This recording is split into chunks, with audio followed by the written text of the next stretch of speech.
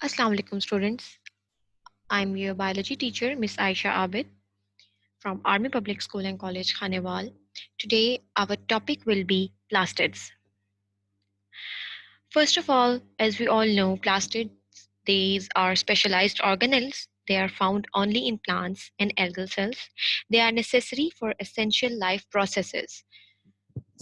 Those life processes include photosynthesis because the light and dark phases of photosynthesis they take place in plastids, specifically one type of plastids which is known as chloroplast. Photosynthesis, it is a process in which food is synthesized in plants because plants are autotrophic organisms. Now here you can see a plant cell. The specificity of plant cell is the presence of cell wall and the large central vacuole, as you can see. In here, you can see the green chloroplast. These are example of plastids. Now we are going to study what are plastids and the classification of plastids. On the basis of presence and absence of different types of pigments and stage of development of those plastids, they have been classified into proplastids, leucoplastids, chromoplastids, and chloroplastids. As you can see, the most prominent kind of plastid is chloroplast, as we have learned that in our first chapter that plastic chloroplast is double membrane bounded organelle. First membrane is known as outer membrane. This is inner membrane. The in between there is known as intermembrane space. Inside the plastid there is stroma and thylakoids are present in the stack known as granum. The plastid's first newly or developing structure is known as proplastid. It is developed then developed into different kinds such as etioplast, chromoplast, chloroplast, leucoplast, and leucoplasts are then classified into three other types: amyloplast, elioplast, and proteinoplast. We will be studying them, each of them individually. First of all, what are chloroplastids? In this diagram, you can see here the transparent structures. These are young, immature, and developing plastids. They are further then divided and subdivided into other types of plastids. They are self-replicating organelles, just like mitochondria. Plastids have their own DNA. They divide and redivide in meristematic cells and distributed to the different parts of the cell. These different parts are leaves. These different parts are flowers and fruits of the plant, which have different colors. Classification of plastids, we will be going to study their classification is depending upon the structure in which they are found. If they are found in flowers, it will be chromoplast because it is having different colors. Chromoplast, basically it is derived from the Google Chrome, as you can see, colors. Chroma, the word itself, it means colors. So chromoplasts are present in flowers and fruits or colorful parts of the plant. The intracellular factors of plants, while exposure to light is also an important factor, which classified the proplastid into different kinds. They may develop into leucoplast, etioplast, amyloplast, chromoplast, etioplast, proteinoplast, and chloroplast. Now we can classify these plastid in different forms. Etioplast, they are crystalline. As you can see, the granular appearance. Bodies, they are the precursors of chlorophyll. They are then developed into the chloroplast. Then comes chromoplast. Chromoplast, the word derived from chroma, it means color. It is the pigment, it can be pigment synthesis and storage. It contains all the pigment and colors in which we can see different colors of flowers in the garden. Chloroplast, they are the most prominent and widely occurring organelle which is present in every green plant. In it, the most important mechanism of photosynthesis it take place, while lipid synthesis is also taking place in chloroplast. Leucoplast, there is a synthesis of fatty acids and amino acids. L for you can remember that mnemonic L stands for leucoplast and L stands for fatty acid, specifically different lipids. Amyloplast is the site of storage of starch because the word derived from amylase enzyme. Amylase, they store starch and sugars in seeds of the plant. Specifically, elioplast, they are the sites of storage of lipids and different kinds of oils. Proteinoplast is the site of synthesis, site of enzyme which are specifically protein. The name shows proteinoplast. It is stored. It is a site of storage of proteins. Now coming towards chloroplast. Chloroplast, it is the most prominent organelle, as we already studied that it is a double membrane bounded organelle according to our book.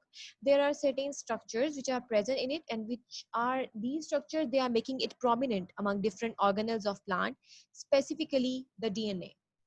Not all organelles in the cell are having the DNA, as we have studied that nucleus is the only site which contains DNA, and nucleus is the control house of the cell.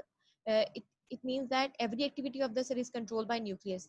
Since DNA here is present, it is controlling the self-replication activity of chloroplast. They can divide and redivide, so that these chloroplasts, they can be distributed to different parts of the plant. Then comes ribosome. This organelle is also having ribosomes. You can see these granular structures there. And can you guess which ribosomes are present here? Whether 80S ribosomes or 70S ribosomes? Yes, since plants are eukaryotic, they will be having 80S ribosomes. And these are the granum, stack of thylakoids. This is the inner membrane known as lamella. It is also having green pigment or chlorophyll. This is known as thylakoid. The stack of thylakoid is collectively known as granum. Now here we can see different starch molecules. Since a type of chloroplast which is having starch, which is a storage site for starch, is known as amyloplastids. So different types of plastids having different kind of storage molecules. There are also, you can see drops of lipids, as we already study in the previous table, that chloroplast is the site of photosynthesis and lipid synthesis. Lipids are synthesized in the chloroplast. They are then stored in elaioplast. Now you can see here the inner membrane of chloroplast, the outer membrane of chloroplast, while between the outer and inner membrane, there is intermembrane space, which is mechanically supporting the chloroplast. Now coming towards the structure of chloroplast. Chloroplast is discoid structure which consists of three main parts. First, envelope, stroma, the inside liquid or fluid which is in which these grana are present, the thylakoid. Thylakoid are the basic sites where chlorophyll is stored, and chlorophyll, as we all know, is the key substance in order to carry out photosynthesis. Coming towards the envelope of chloroplast, outer membrane, it contains porine proteins that maintain the inward and outward flow of ions and electrons, while there is the inner membrane. You can see this is the inner membrane. This is semi-permeable membrane, and it is rich in proteins. If you remember the topic we learned in plasma membrane, proteins were embedded in lipid bilayer. There is intermembrane space between these two outer and inner membranes. Now coming towards stroma. Stroma is the inside fluid or the medium in which these thylakoids are present. Third is thylakoids. These coin-like structures, these are known as thylakoid. When they stack together, they will form grana. Now you can see here some of the important structure which we already studied, that the free ribosome. There you can see 70S ribosome. So we can configure that this chloroplast is present in some prokaryotic cell which is having 70S ribosomes. Now these are the lipid droplets. One granum is present, membrane bounded ribosomes, these are also present, which are attached to the lamella. These are the thylakoids. These are polysomes, as we learned in the topic of ribosome. When different ribosome, they join together with a single messenger RNA, they will form polysome. This is the chloroplast DNA which is present for, and it is helping the cell in self-replication. The fluid inside the inner membrane is known as stroma. These are the starch grains. Amyloplast, in case of amyloplast, integral lamella, outer inner membrane, collectively these are known as envelope. So now we studied both eukaryotic and prokaryotic chloroplast. The main difference is of the presence of 70S ribosomes in prokaryotic cell, while 80S ribosome in eukaryotic cells. The ground mass of chloroplast is called stroma. Stroma, what it is exactly? It is a colorless proteinaceous substance with proteins in it, which, like mitochondrial matrix, also contain a small circular DNA. All kinds of RNA are present. Ribosomes, 70S specifically and various enzymes are present in the stroma. Stroma contains chlorophyll containing double membrane bounded lamella, and that forms flattened sac-like structures called thylakoids. These thylakoids are of two types: smaller thylakoids and larger thylakoids. Smaller thylakoids, these are also known as grana lamella.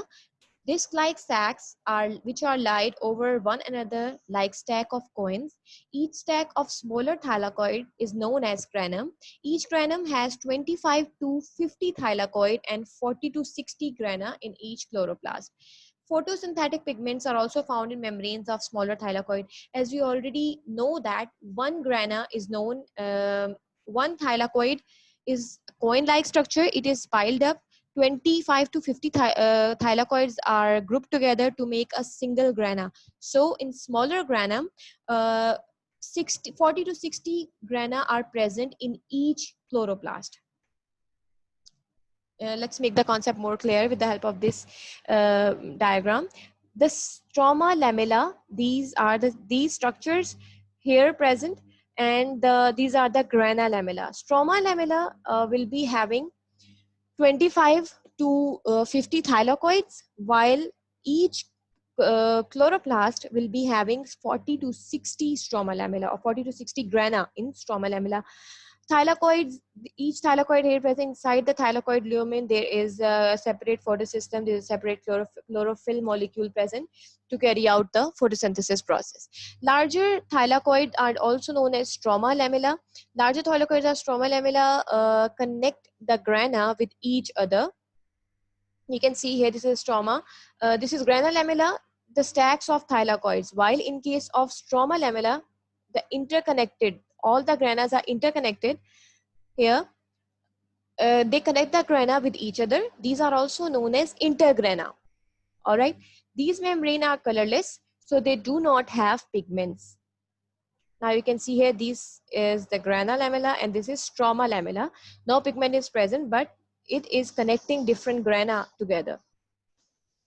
Now the function of chloroplast is it is the site of protein synthesis, and the process of photosynthesis is taking place in chloroplast. As we can see, two phases of chemical reaction. First one is light reaction of photosynthesis or light dependent reactions, and other one is light independent reaction of photosynthesis or Calvin cycle. We can also call it dark reactions as well. Now you can see the thylakoid, the light is falling on the thylakoid, and the breakdown of water will take place. Electrons get excited and pass on to the other photosystem. As a result, what we obtain ATP in the form of energy and NADPH as energy source. Now, since the dark reaction will take place not in thylakoid but in stroma of the chloroplast, and they are not using light directly, so they use ATP and NADPH as energy source instead of sunlight. So the products will be converting carbon dioxide into sugar in the presence of chlorophyll. So the whole process of photosynthesis will take place along with the presence of sunlight. The reactants of photosynthesis process will be light, water, and carbon dioxide. During light phase of photosynthesis, light and water are used. ATP and NADPH are produced along with the production of oxygen for the respiration of human beings and living organisms such as animals. While in dark phase, carbon dioxide is fixed and sugar is produced in this phase. Our next topic will be centrioles. What are centrioles? They are very interesting organelles. They are rod-like structures, as you can see here and here. They are usually occur in pairs at right angle to each other near one pole of the nucleus. Centrioles are non-membranous cell organelles. They are not bound by inner and outer membrane, just like in case of plastids. They are found mainly in animal cells and fungi-like protists, such as slime molds and water molds. Now they are present in animal cells. Basically, you can see here they are present near the nucleus, and they are present at a right angle to each other, and there's always there are always two centrioles present at right angle to each other. Centrioles, they lie in a distinctly staining region of cytoplasm known as centrosphere. The region in which centrioles are present is known as centrosphere. The sphere in which they are present, you can see this is a sphere. Centrioles and centrosphere collectively, this is known as centrosome. Each centrosome will contain two centrioles and one centrosphere. I hope this is clear about the concept about the centrioles. That centriole plus centrosphere, together they will make up what? They will make up centrosome. Now coming towards the composition, each centriole is composed of 9 triplets of microtubules, which are circularly arranged around the central axis. Guys, do you have any question up till now? Okay. Uh, Okay, just raise your hands if you have any question. Each centriole is composed of 9 triplets of microtubules, which are circularly arranged around the central axis. You can see here 9 triplets. You can see 1, 2, 3, 9 triplets. 1, 2, 3, 4, 5, 6, 7, 8, 9. Just like the same, 9 triplets are present. They are arranged around the central axis. This is the central axis. The main function is the formation of spindle fibers, as we have studied in cell division, mitosis. Spindle fibers originate centriole just before cell division. Centrioles, they duplicate. Centrosome completely, they duplicate and go to the opposite poles. From each pole, each centrosome, spindle fibers will originate. Two types of spindle fibers were originating. One is kinetochore spindle fiber and other is non-kinetochore spindle fibers. The non-kinetochore spindle fibers attach to each other, while like this one, while kinetochore spindle fiber, they attach to chromosome, and which is the leading cause of separation of chromosome at the end of the cytokinesis, or at the end of the telophase.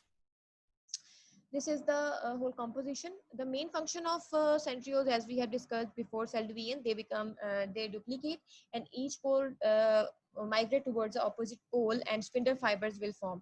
The whole structure of spindle fiber is known as mitotic apparatus because it is happening in mitosis, mitotic and meiosis as well. Mitotic apparatus helps in the distribution of chromosome in daughter cells. They give rise to basal bodies and kinetosomes, the cilia and flagella, which are present in bacteria and other microorganisms specifically. You can see here, this is the centrosome, this is other centrosome, and each centrosome is containing centrosphere and centriole, and the function is the formation of spindle fibers. The spindle fibers are made up of microtubules, very small tubes, which are present in the centrioles and which are helping in the formation of spindle fibers.